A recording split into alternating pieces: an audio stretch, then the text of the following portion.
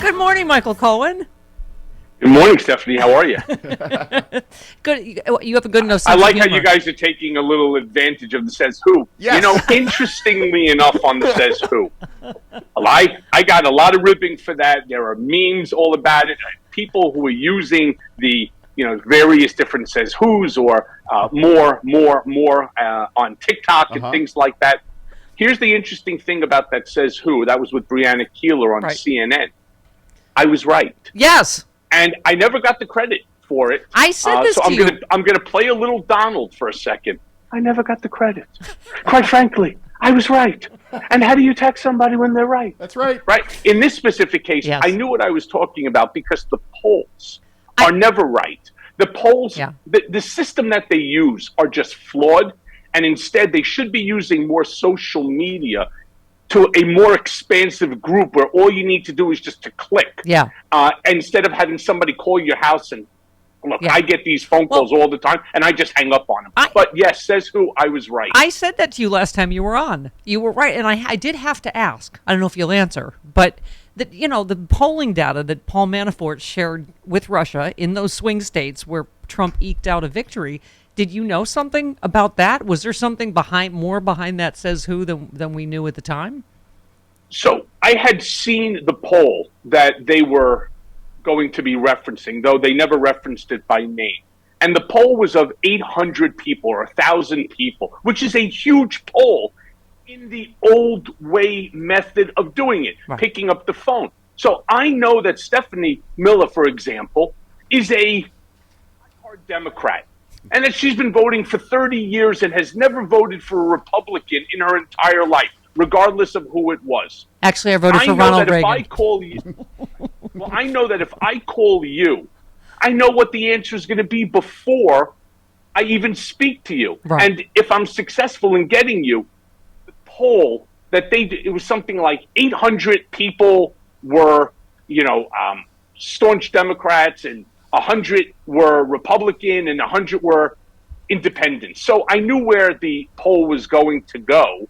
And so why I had said says who. I was hoping to draw out for her the name of the poll so that I could then use the statistics that I knew on that poll.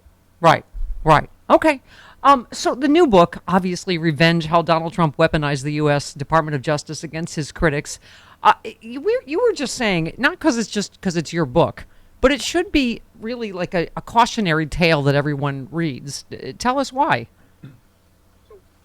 Revenge is the dissection of the most corrupt investigation into a United States citizen in American history.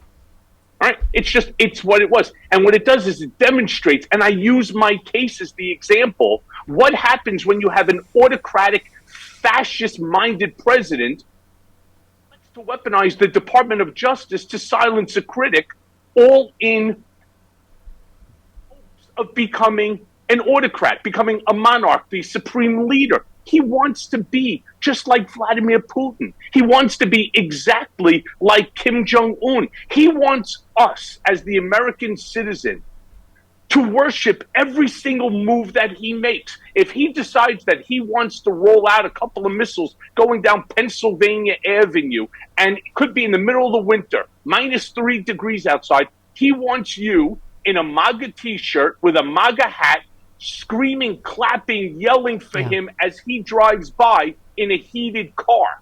That's what he wants, because he is a narcissistic sociopath to the nth degree. And he doesn't care about anyone. It's all about his own personal gratification and his need for adulation. Yeah. And if he can't get the adulation on his own, he wants to force you to do it. Well, so what my story does is it shows you Michael Cohen may have been the first. I was a test pilot for them. Yeah. They now know where they failed. And the fact that they know where they failed, like a football coach, if you have a play that doesn't work, you go back to the drawing board and you figure out how to make it a successful play. Yeah, well, that's the problem that we all need to be worried about. And that's why I say revenge is the most important roadmap into understanding what they're doing. Yeah, well, to destroy, I mean, as someone said, I'm thoroughly enjoying revenge, even though it's scaring the crap out of me. And you said it's why I continue to say it's the Trump playbook on how to destroy democracy. Read it, understand it, combat it. Everybody keeps saying it, Michael, but I've said it over and over. Democracy is on the line in 3 weeks in these midterms, and we were just talking about the Durham investigation. Talk about, this is something else. Bill Barr prosecuting enemies. You were one on that list. The fact that all of these Durham investigation things have blown up is not a surprise because it's them trying to, fabricate stuff against Trump's enemies, right? And Stephanie, they didn't do it to me once; they did it to me twice. Yeah, they did it to me twice. Interestingly enough, Darren Williams, who's the new head of the Southern District of New York, they just on Monday announced that they could set up some committee on conviction review. I really should remember the exact name, but there's a specific name for it. It's like the conviction review at the SDNY, where you could now petition to have this committee look at what was done to you for a determination whether or not the actions that the Southern District of New York or any other federal court in New York, that they acted properly. In my specific case, I'm going to send Darren Williams my book along with a cover letter. And I'll share it with you too. The letter, as soon as I'll put it up on social media, as soon as I get it out by the end of today or tomorrow. Yeah, I never committed tax evasion. I never lied to a bank about a HELOC. Right? Worse than that, on top of everything, I never paid Karen McDougal. These are all charges. Was I responsible for Stormy Daniels? And I acknowledge it in the book. I acknowledged it in Disloyal, my first book. Yes, I did. I absolutely did, but I did it at the direction of and for the benefit of Donald J. Trump. Why was he not prosecuted? Yeah, right, exactly. Only I? Yeah, exactly. I noticed you're wearing a very subtle Donald Trump behind bars T-shirt. Part of my mea culpa merchandise now. You can actually find it on Midas Touch. They opened up a merch store for me. The Mycelis brothers are great. Yes, but one of the things, it's fantastic because, it's what we need as a country. Yeah. This man is a menace to democracy. Yeah. He is truly what our founding fathers of this country feared the most. That there would be a president that would ignore the three branches of government, the co-equal branches of government, and decide that he wants to use the power of the presidency for his own benefit. And that's what, look, did we not just see how much the Trump organization charged the Secret Service in order to stay at like Mar-a-Lardo or any of the other dumb properties that they have? The answer is yes, we now know. And why did they do it? Because he doesn't give a shit. It's all about himself. Okay. Remember we talked about swearing. Oh, I apologize. That's okay. We got an 8-second delay.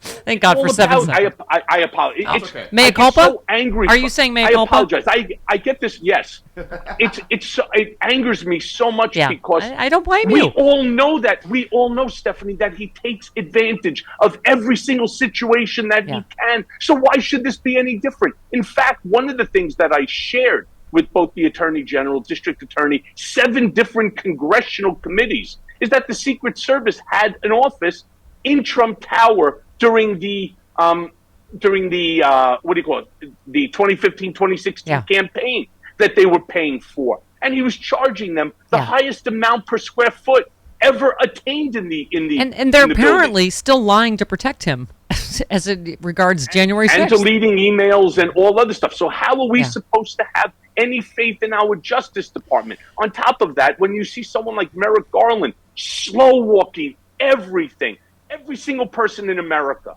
regardless of whether you're Republican, Democrat, Independent, we all know that Donald Trump is a con man. Yeah. We all know, even his biggest supporters, that he's a phony, he's a fake, he's a liar, he's a thief. You brought all the receipts: insurance fraud, bank fraud, wire fraud, tax fraud. I mean, what's on your shirt? I believe in my soul we are going to get there. I believe he is going to be indicted. I believe he's going to be convicted. What is your take on all of this? Is justice, karma, whatever you want to call it, finally coming for Karma Trump? boomerang? Yeah. Yeah. Is it coming for Trump? Okay, so I do believe that indictments will be coming. Yeah. I believe that indictments will be coming, thank God, to Tish James, our Attorney General. And I hope if she doesn't end up staying as Attorney General, you know what they always say AG stands for? What? Aspiring governor. I would love to see Tish James.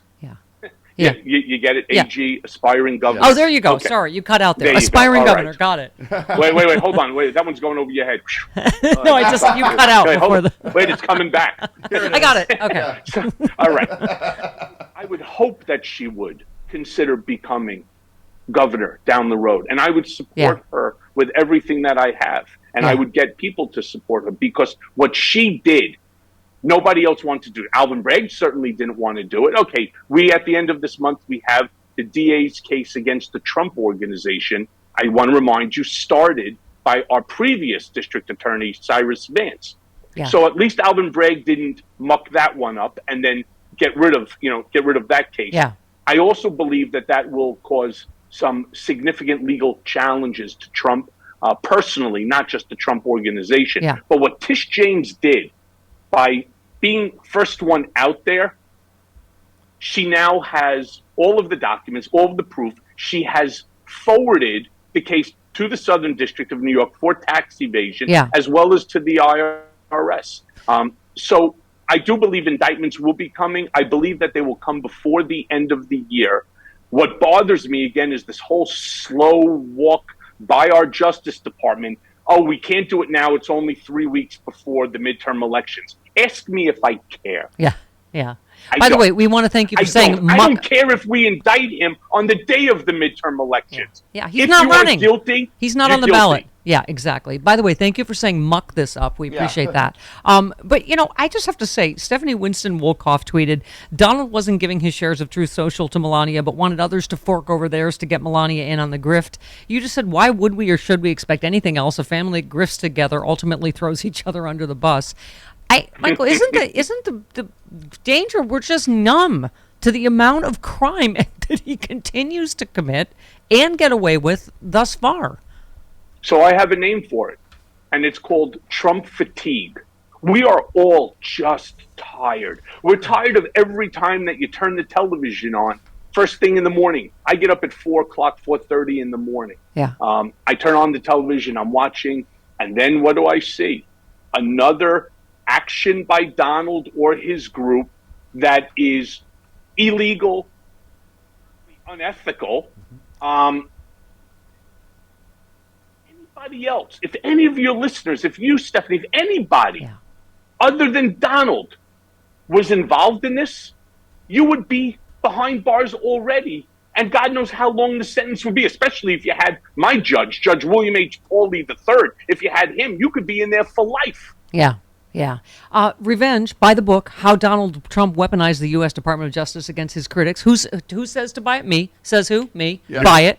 The book is called Revenge. The man is Michael Cohen. Only one S-bomb. You only dropped one S-bomb, and that's good. I think that's a record for you on this. You know what? And I do actually apologize for it. Don't worry about it. It's so angering because I am trying so hard to use my platform, which has really become quite large. My Mea Culpa podcast. We're now over 55 million downloads since starting. I'm doing a and that's mostly apologizing for swearing on other people's podcasts. But Well, I know I'm try mine is for explicit, but we're doing a Mea Culpa live event November 1 at the El Rey Theater in Los Angeles, and I have Kathy Griffin coming, Harry Littman, Jason Van Tatenhove from the Oath Keepers, some special surprise guests will show up. As well. Fantastic. It's going to be a real fun night, including questions and answers. Fantastic. We can't wait. It'll be great. Yeah, you can get your tickets over at the elraytheater.com, something like that. We've linked to everything for Michael, you're so wonderful. It's going to be a great night with a lot of information passed around. And that's the problem that we're all suffering from. Misinformation, disinformation, malinformation. I cannot stomach, and I like to watch all the channels, Fox, CNN, MSNBC. But as I start to watch Fox and I'm watching what they're doing, I am absolutely enraged because it's not even America. I know. I love you, you little potty mouth. You're our new best friend. You come back anytime.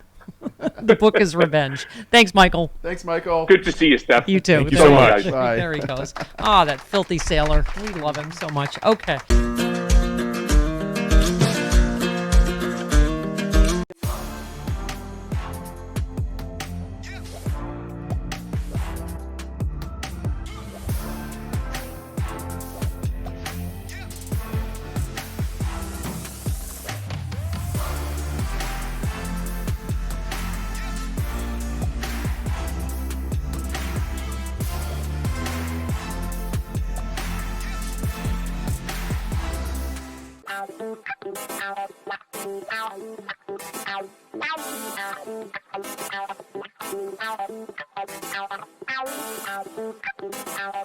Ow.